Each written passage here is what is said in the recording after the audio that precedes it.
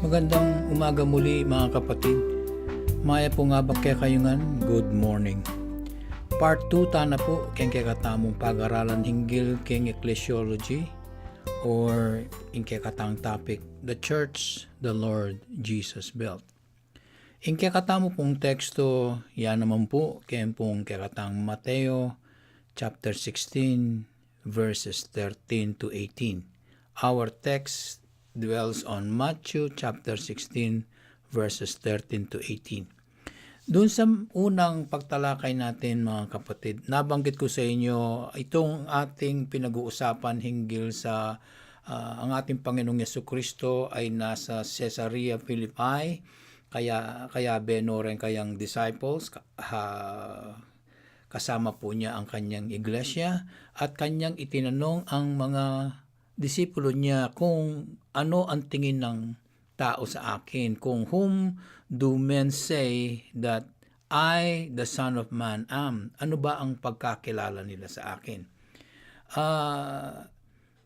Mahalaga po na malaman natin na hindi hinahambing ng ating Panginoong Jesucristo ang kanyang pagkatao sa mga propeta at hindi niya rin hinahambing sa anumang tao, kundi siya ang anak ng Diyos, siya ang anak na buhay na Diyos, siya po ang isinugo ng Ama galing sa langit upang tuparin ang kanilang plano na iligtas ang sanlibutan. Ang sabi po ng karamihan o yung kanyang kausap, ing sabi da po, iya po kanu i John the Baptist as sent from God. Rengaliwa sinabi la, he was a prophet na sabi na ginutang sa Kristo ali propeta.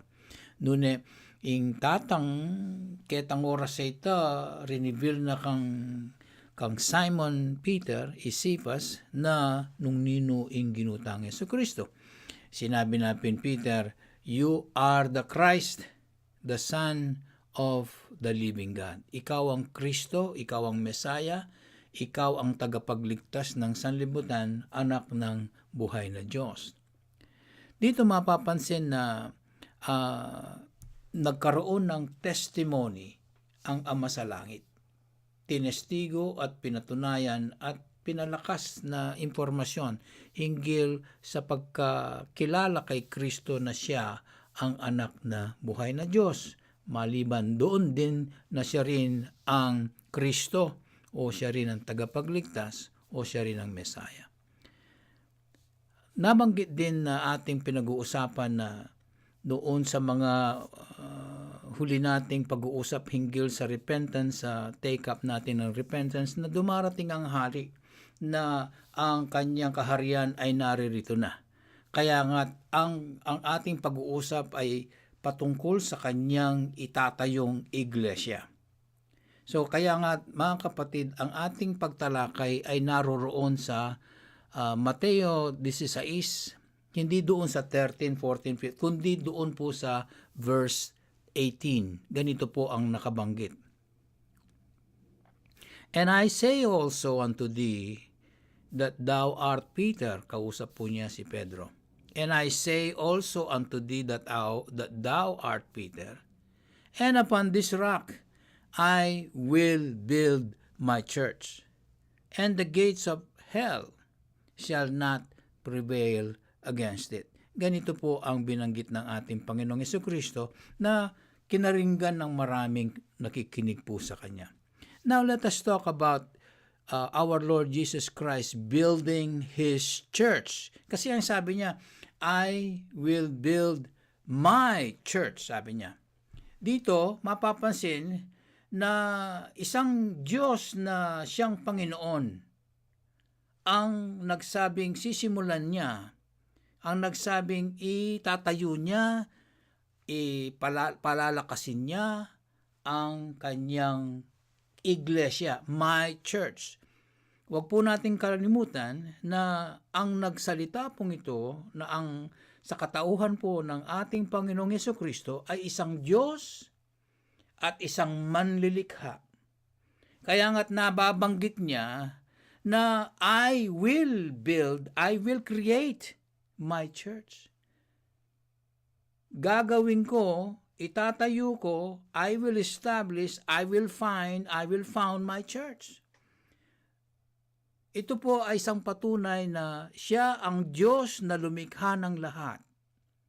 Doon po sa nabanggit sa Juan Kapitulo 1, talatang 3, ang banggit po doon ay lahat ng bagay ay kanyang ginawa. At walang bagay na hindi niya and without him, kung wala siya ay ang bagay na ito hindi magaganap, hindi magagawa. Ganito po ang basahin po natin sa John chapter 1 verse 3. All things were created by him, and without him was not anything made that was made. Nakita nyo na? Lahat ng bagay ay kanyang ginawa. At ni isang bagay na nalalang dito sa mundo na hindi niya ginawa. Siya mismo ang gumawa ng lahat ng bagay. Jesus the Lord created the heavens and the earth, those visible and invisible. Kaya nga masasabing pati ang mga anghel, siya rin ang lumikha. Even the angels, He created them. Lahat po ng bagay sa kalangitan, lahat po ng bagay dito sa mundo, ang mga planeta, ang mga araw na yan, ang mga bituin na yan, ang kalawakan pong nakikita natin sa kamay po ng ating Panginoong Hesukristo, siya po ang may gawa nito. Basahin po natin doon pakinggan po natin sa Kolosa, chapter 1, talatang 15 hanggang 16. Ganito po ang mababasa. Colossians chapter 1, 15 verse 16. He is the image of the invisible God. Jesus is the image of the invisible God. The firstborn over all creation. Huwag naman nating sabihin siya ang panganay lang, kundi siya po ang nanguna. Nanguna po siya bago ang nalikha. Kaya siya ang firstborn of all creation. Siya po ang lumikha ng mga creatures. For by Him, all things were created, that are in heaven and that are on earth. Pakinggan po ninyo, for by Him, sa pamamagitan niya, ang lahat ng bagay ay nalikha doon sa langit at dito sa lupa. Visible, nakikita at hindi nakikita, and invisible, whether thrones or dominions or principalities or powers. Dito po binanggit ang mga ranggo ng mga anghel, thrones, dominions, principalities, or powers. Malalakas po ang mga anghel na nilikha ng Diyos. All things were created through Him at saka for Him. Hindi siya lumilikha ng mga bagay na hindi niya kinasisiyahan. Ito po'y para sa Kanya. Kaya't mahal niya ang Kanyang ginawa because all things were created through Him and for Him. Dito makikita na ang ating Panginoong Yesus ay Kanya ang lahat ng Kanyang nilalang. He owns His creation. Siya po ang may likha, dapat lamang na siya po rin ang may pag-aari ng Kanyang nilikha. All creation po belongs to our Lord God. It belongs to our King, who is Jesus the Lord. Kaya minsan pag-usapan po, minsan sa pangaral po ng ating malugod na pastor, tinatawag siyang Diyos upang siya ang makitaan na siya ang may kapangyarihang lumikha. Tinatawag siyang Panginoon upang lahat ng Kanyang nilikha ay mapailalim sa Kanya. Hindi lamang yon, upang malaman ng Kanyang nilikha, lahat po ng Kanyang nilikha ay Kanyang angkin. Mayroon po siyang karapatan at mayroon po siyang authority at mayroon po siyang kapangyarihan. Dahil tinawag po siyang Yahweh or the Lord. Yun po ang ibig sabihin ng Lord. Now, nang kanyang kausap ang ating kapatid na Apostol Pedro, ang sabi niya, you are the rock, you are Peter, the small rock. And tinuglungan niya, upon this big rock, upon this Petra, a huge, humongous, gigantic rock. Maaring ito ay bundok na ang pinag-uusapan na tumutukoy sa Kanya, sa Kanyang kapangyarihan bilang Diyos. Upon this rock, anong sabi niya? I will build my own church. Sa pamamagitan ng matigas at malaking batong ito na hindi mo mayayanig, I will build my own church. Yan po ang sinabi ng ating Panginoong Jesucristo na siya ang pundasyon ng kanyang sariling iglesia. At bakit naman tinawag na church? Hindi naman, wala namang salitang church. Pero yun po ay pinanggalingan ng salitang Aleman doon sa Germany. Doon po nila tinawag yung salitang ganyan. Nabanggit pong eklesia ay tinawag na lang biglang church. Wala naman pong English word na church. Ngayon na lang po naging popular na word yung church na yan. Pero sa iglesia, na salitang iglesia sa panahon natin at doon sa salitang Griego, eklesia po yan.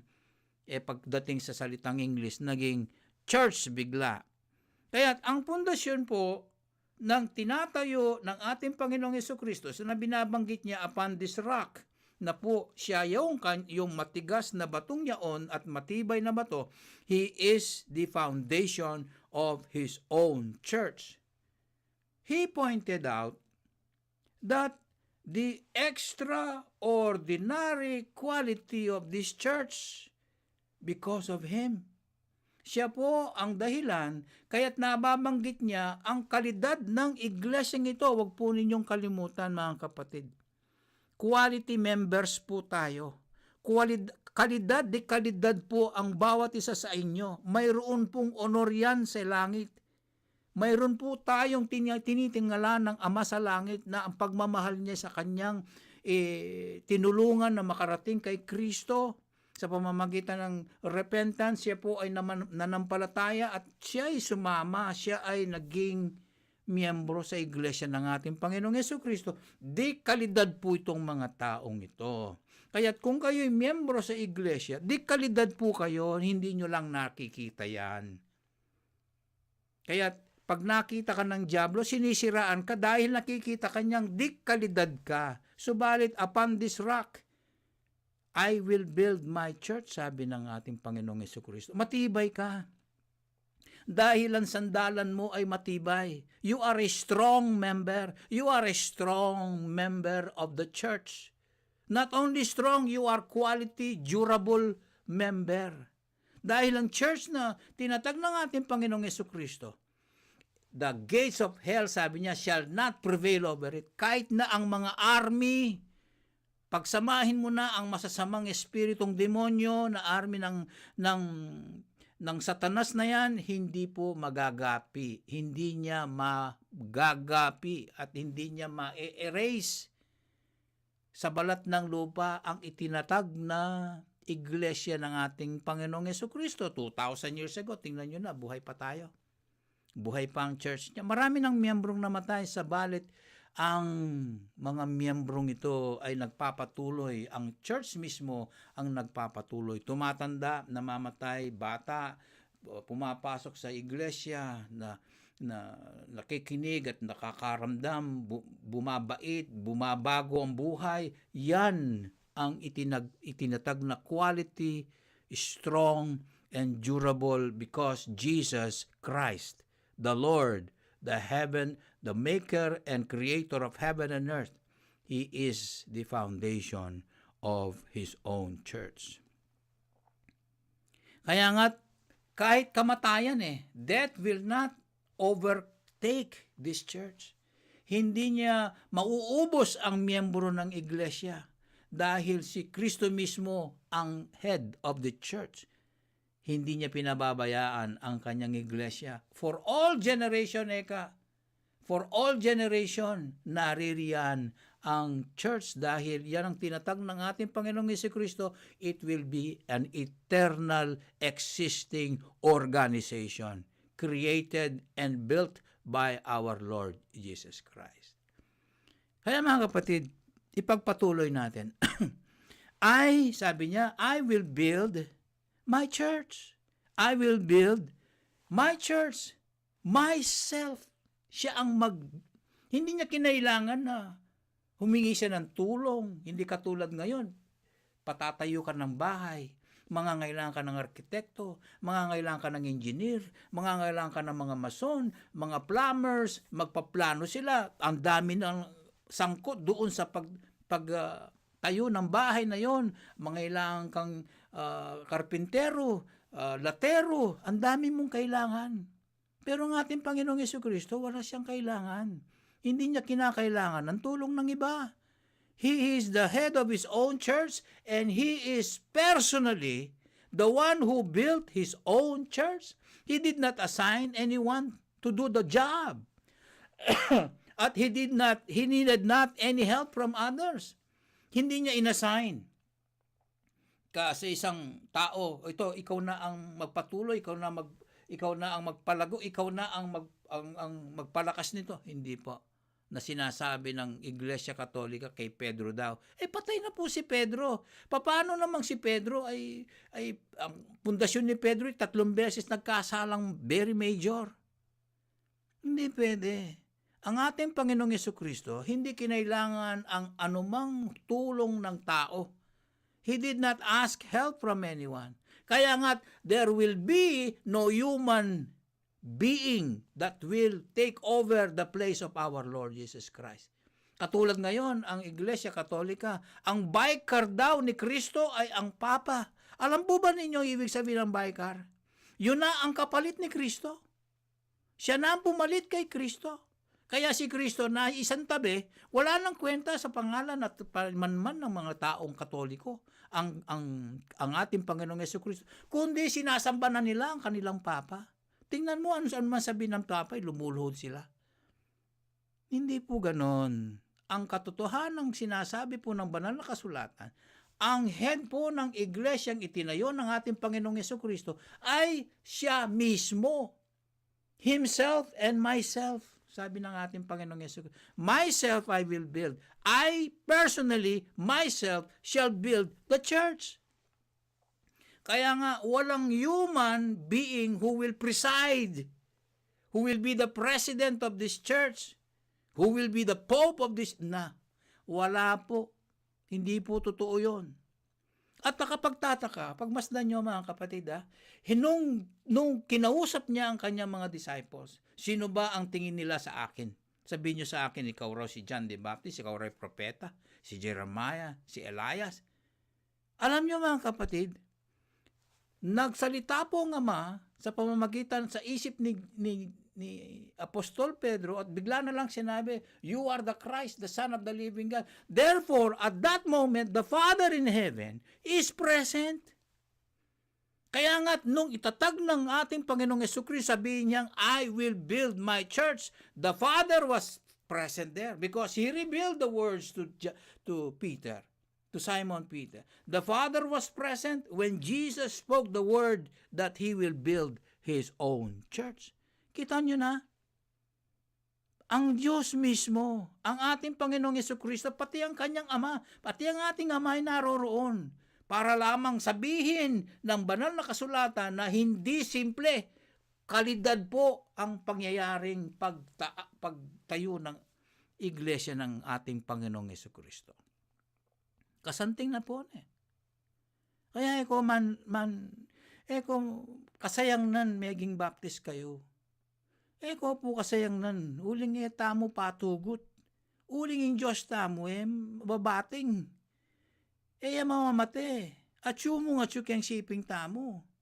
Hindi nyo lang nararamdaman pag sa iglesia pag sa worship service na natin, nariyan po ang ating Panginoong Jesucristo. Nariyan ang banal na Espiritu sa kanilang presensyang Espiritu. Naririnig po nila, nakikita nilang laman ng ating puso. Kung tayo nagbibigay papuri sa Ama sa langit, sila po'y naliligayahan. Naluluwalhatian natin sila sa pamamagitan ng ating pagsambang may respeto at may pananampalataya at may pagsisisi sa ating mga pagkakamali.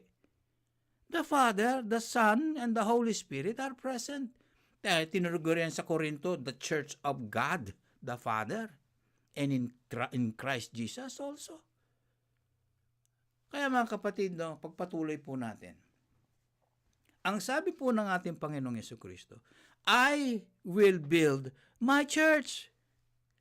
Sabi niya, personally, now I would like you to know, He is building His church His way.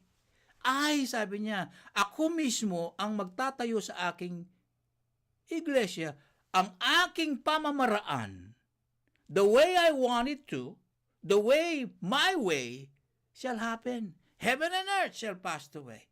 But my way, my word will happen.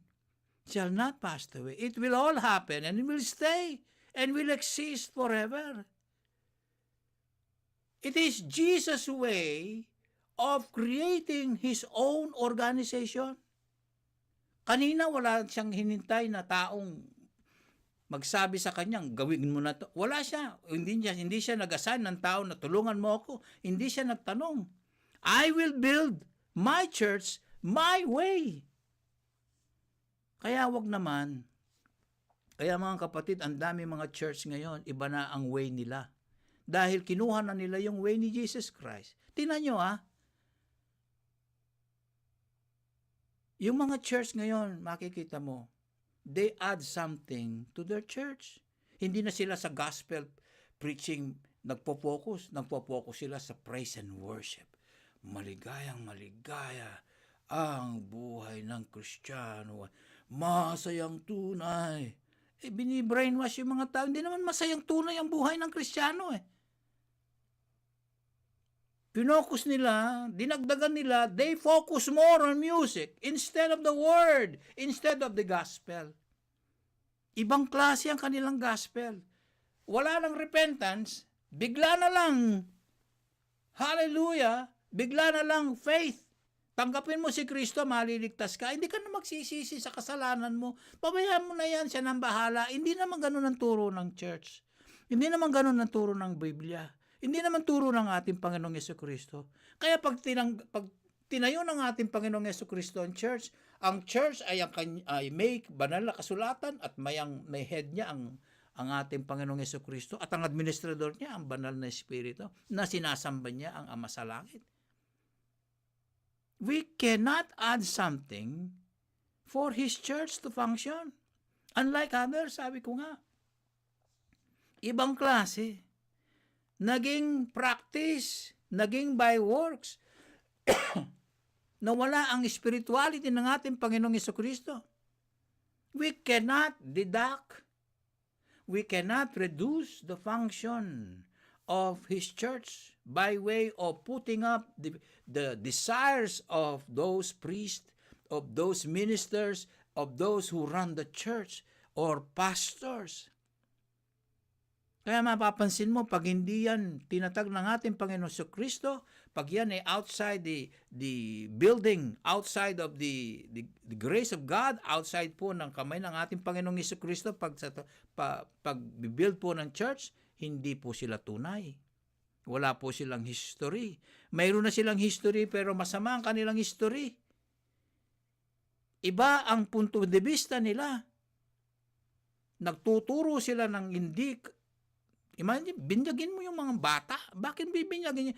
Dahil yung circumcision, yung mga bata, sinircumcise. Ngayon gusto mo, pati yung binyag, maging katulad nun. Yun ang sinasabi ng mga protestante, na kaya sila patuloy na mayroong binyag sa mga bata, ay dahil daw, galing yan sa Old Testament. Yung pagtutuloy daw na mga bata, katulad ng binyag po yun. Ay, hindi po pwede. Kung hindi po kayo nagbabasa ng banal na kasulatan na tinuro ng ating Panginoong Jesucristo sa New Testament, baka pumayag kayo, maging protestante nga kayo. Kaya nga ang mga Baptist, hindi po protestante. Kaya mga kapatid, the church Jesus built those members of the church will not add or will not reduce or will not deduct the real spiritual function of Jesus Church. Kaya nga we cannot teach another doctrine. We cannot teach a strange doctrine other than what Jesus taught to His disciples. Hindi po pwede na ituturo po natin yung mga ganun na sistema. Hindi po pwede. Kaya nga sabi ng Biblia, mag-preach ka lang ng ibang Jesucristo, iba na yung church mo eh. Iba na yung doktrina mo eh. Iba na lahat kasi iba na yung builder mo. Tingnan mo, 2 Corinthians chapter 11 verse 4. Ano sinasabi sa ikalawang Korinto? 11:4. For if kung siya na dumarating at pinangangaral ang ibang Jesus, iba ng Jesus, na hindi namin pinangaral sa inyo, tingnan mo na. Hindi kinakanlong. Hindi, sige, okay na yan. Hindi ganun eh. Hindi mo pwedeng i-okay dahil sa'yo wala kang karapatan. Kahit na papa ka pa, kahit na pastor ka pa, kahit na anghel ka pa, wala kang karapatan sa harap ng Ama sa langit, sa harap ng ating Panginoong Jesucristo, at sa harap ng banal na Espiritu. Wala po kayong karapatan. Or if you receive another doctrine or spirit, which ye have not received from us, or if you receive another gospel, ay ibang klase ng kaligtasan yan, which you have not accepted from us, you might well bear with it. Huwag nyo naman siyang, sabi, edi, luguran may pining magkamali ngayon.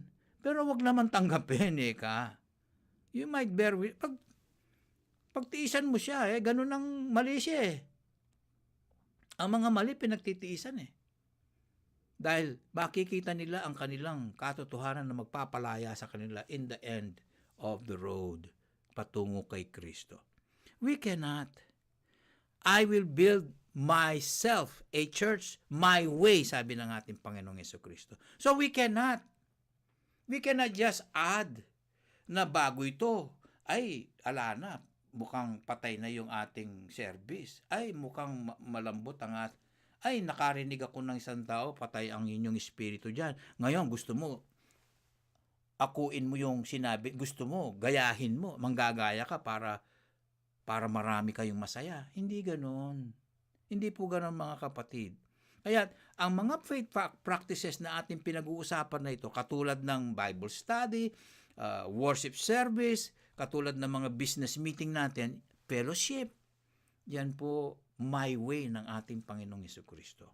Iyan ang gusto niyang sa kanyang iglesia. Kaya ito'y nananatili. Dagdagan po ninyo yan, mawawala po yung iglesyang yan. Anong ibig ko sabihin? Pagka dinagdagan po ninyo yan, hahanap po kayo ng banal na kasulatan na mag-a-agree sa ginagawa ng dinagdag ninyo, katulad ng may mga rock and roll ng gospel. Iba na, gospel music. Paano kang aayunan ng banal na kasulatan? Hindi po mangyayari sa my way, yung way ng ating Panginoong Jesucristo. Kaya mga kapatid, pati yung ating pagsamba kay Jesus Christ, pati sa Ama sa langit, yung banal na Espiritu, yung ating Bible study na nabanggit ko, yung ating fellowship, yan ay patuloy na agyagahan na katamo ng banal na Espiritu ng Diyos. King karelang buring malyari, their way. Tamo atok na ngan. Kaya pit ang ating malugod na pastor, laging nagaan niya, hindi galing yun sa kanya. Galing yun po kay Kristo Jesus. Siya ay under shepherd niya. Ang ating Panginoong Jesucristo, ipaiisip, isusulat doon sa puso. Agkat mong mag-Bible study, mangalingwano rin ka na kung kapatid kang iglesia. Alanong pamangan, maging busy no keng karelang sarili. Mag-create nung sarili dang aguman. Kareng kaluguran da, liwanay ako yung kaluguran da yata. Will I be outside the door and knocking at their door, at the door of their hearts, and so that I could come in and sup with them? Mga kapatid, ang kaharian po ng ating Panginoong Jesucristo, ayan ang ating iglesia. Yan po ay isa sa kaharian ng ating Panginoong Jesucristo. Basahin po natin. Hebreo 12, talatang 28. Hebrew chapter 12, verse 28. Wherefore, sabi niya, we receiving a kingdom, tayong mga iglesia, mayroon tayong kaharian, cannot be moved. Sino ito? Sino itong iglesia na ito? Sino itong cannot be moved na organisasyon na ito or kingdom na ito? Yun po ang kanyang iglesia. Let us have grace now, sabi niya, whereby we may serve God acceptably with reverence and godly fear. Mga kapatid, kaya nga nang tanggapin natin ang ating membership dito sa kaharian na hindi matinag, hindi mo mayanig, nga magkaroon po tayo ng isang charis o grace. Ang ibig po sabihin ng grace dito, yung impluensya po ng ating Panginoong Diyos sa atin. Kaya magkaroon tayo ng impluensya ng Diyos sa atin na mapaglingkuran natin ng Diyos. Alam po ninyo yung serve dito, tiningnan ko sa Greek word, Greek dictionary, latreo. Latreo. Ibig po sabihin nito ay worship. Kaya pagsamba. And whereby we may worship God or serve God. Kaya yung pagsamba, pagsisilbi Hindi po pleasure. Hindi po yung tuwang-tuwa ka Imagine, nasa worship service ka. Terak na kang kasaya. Minuli ka na kang kasaya. O ninong pasayan mo. Ang pigsilbihan mo pala yung sarili mo Ang pinagsilbihan mo yung sarili mo. Hindi to maliwanag ang pinagsisilbihan, ang pinasasaya ang ating Panginoong Diyos. Iba gusto pagka sasamba sila, maka-boring worship service do. Naiinip ako. Nakatulog nga ako Pambihirang mga lingkod ito. Nung tutukang iglingkod na ng Diyos, itang karis na binyena ng kapangyarihan ng Diyos, mga kanta, pagsilbihan inimpluensya na kaping migising maranon, inimpluensya na kang sake, inimpluensya na kang miblas, karas mo kayong iglesia, masaya ka datang na pagsilbihan mo yung Diyos. Masaya kang bagutan mo rin pera mo, ibiyay mo yung kapo mo, with a cheerful giving heart. Masaya ako. Uling nanita, pasayan mo yung Diyos, paglingkuran mo. Aliway sarili mo. Hindi yung sarili mo ang pinasasaya mo. Mga kapatid, yung mga church ngayon kaya nagkakaroon ng ganitong klaseng pagkakaiba ng mga doktrina, pagkakaiba ng mga relihiyon, pagkakaiba ng mga habit at attitude ng mga members. Kasi nga itong mga maling iglesia na to, tumaliwas na, umalis sa practice ng pananampalataya, yung faith system. They do not serve God anymore, whereby they will serve the pleasure for themselves. Sila ang nais na magkomentong, sarap parang mag-worship service dito. May pagkain pa, may libre, o malambot, may aircon. Hindi ka papawisan, makakatulog kang mahimbing. Sa gusto mong magsayaw, hanggang gusto mo. Ang ganda ng mga tambol nila, mga singers nila, mga kapatid. With reverence and godly fear. Hindi umalis Nandun pa rin sa God Nandun pa rin sa Diyos Ganun mo ba pasisihay ng Diyos mo? Ganun ba ang gusto ng Diyos ng banal na kasulatan? Maglundag-lundag ka kyan? Mangangalgal-kalkal ka makanyan? Mga kapatid, mag-ingat po tayo. Malapit na po ang aking katuparan ng part 2 na ito. Kung ano po ang aking masasabi pa, pakinggan po ninyo. Ang sabi po ng ating Panginoong Jesucristo, I will build my church. Anong kanyang itatayo? Itagtatayo siya ng ng iglesia na ang kanyang mga miyembro ngayon ang ating pag-usapan. Ang kanyang mga miyembro na ibibuild niya ay tipunan nila, reta mo pong ligtas at may redeem kaladua. Yung pong mga ang magiging miyembro po ng kanyang iglesia ay yun lamang kanyang iniligtas. Yung mga nagrepent, yung mga nagsisi sa pamamagitan ng Ama sa Langit, sila po ang qualified. Basahin po natin, sila po yung qualified. Na pagka ang Diyos mismo magkikreate siya ng kanyang organisasyon, ng ating Panginoong Jesucristo, ang laman po ng organisasyon ay kanyang mga linigtas, ang mga tinulungan ng Amang magsisi. Basahin po natin. Doon po sa John chapter 6 verse 44, patuloy pong nangungusap ang Ama sa Langit dahil dito. No man can come to me or no man can come to Jesus except the Father which had sent me draw him. E di pinagtrabahuhan sila ng Ama. Hindi sila makalalapit kay Kristo kung hindi ang mismo ang Tatay sa langit ang siyang magdadala sa kay Kristo, itong pinagtrabahuhan niya. And Jesus Christ will raise him up at the last day. They who were worked upon by the Father in repentance shall come to the Lord Jesus to serve God through the church. Nakita niyo pong purpose? Sila na trinabuhuhan ng Ama sa langit sa kagustuhan ng Ama na sila'y magsisi, tinulungan po yan. Pinagkalooban po ng pagsisisi, sila ay lalapit kay Kristo upang paglingkuran ng Diyos sa pamamagitan ng iglesia.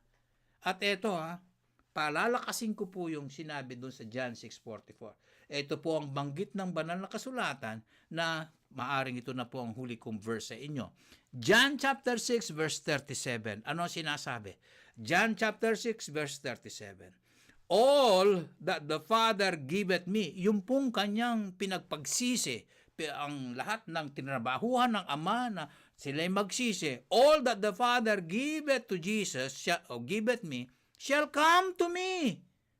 Tingnan nyo, no? Sila ay lalapit kay Kristo. Kanina, ang nagdala doon sa tao na nagsisi, doon sa John 6:44, mismo ang Ama ang nagdadala doon sa tao kay Kristo. Dito naman, yung tinrabahuhan niya ay papayag.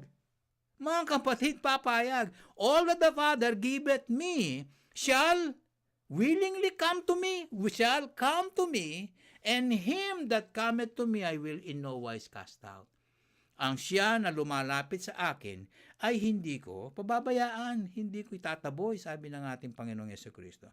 At gusto kong makita ninyo dito, mga kapatid, yung pong salitang come na dumarating, na lumalapit. Lumalapit pong ibig sabihin nito. Ang ibig pala sabihin nito ay heko. Heko sa Griegong salita ay para maging kang follower, para tagasunod ka ni Kristo, para lumalapit ka kay Kristo, nagiging kasama ka ni Kristo dahil you become a follower of Christ Jesus. Kaya nga, ibig pa sabihin, you are seeking intimacy with Christ. Gusto mong talagang makiugnay kay Kristo. Hindi lamang sa kalooban ng pananampalataya, kundi kaalaman. Gusto mong malaman mo si Kristo. Kaya ka lumalapit sa Kanya. At pag nalaman mo si Kristo, may paglilingkod mo nga naman. Mahusay. Ang pagsamba mo, ang pangaral mo ng Ebanghelyo, ang pagsisisi mo, ang pagpanalangin mo sa Diyos dahil kay Kristo, nararamdaman mong tama yung ginagawa mo. Nararamdaman mong ang Diyos mismo ay nakikinig sa iyo dahil dito sa lumapit ka para magkaroon ka ng intimacy o relationship na sinasabi ng mga maraming theologians. Kaya ang paglapit mo kay Kristo, ang hanap mo ay kaligtasan nga. Subalit ang gusto mo pa ay yung pagmamahal at relationship. Nabubukas po yung relasyon ninyo kay Kristo.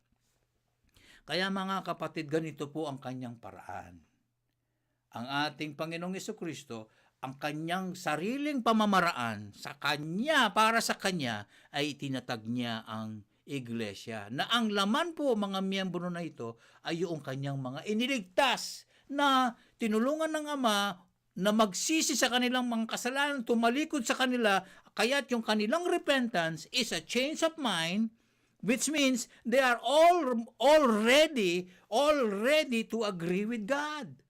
Ano man ang sabihin ng banal na kasulatan, ready po silang tanggapin ito. The readiness to willingly submit to God's will and to willingly submit to God's command and teachings. Yun po, nakapaloob po lahat yun sa kanyang kaisipan. Kaya't yun munang ginagampanan ng Ama sa langit ay imukin ang iyong kaisipan.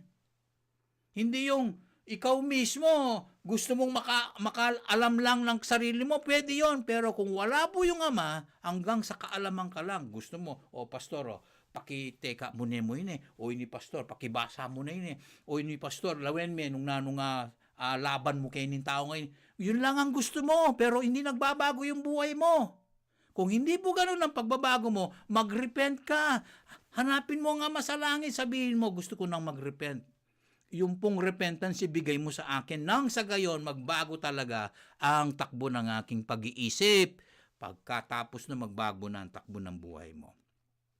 Kaya mga kapatid, magtatapos po tayo dito hindi ko po natapos ang part 2 marami na po tayong tinalakay. Kaya sa susunod po, part 3, pagpatuloy po natin ang ating pagtalakay sa iglesyang itinayo po ng ating Panginoong Jesucristo.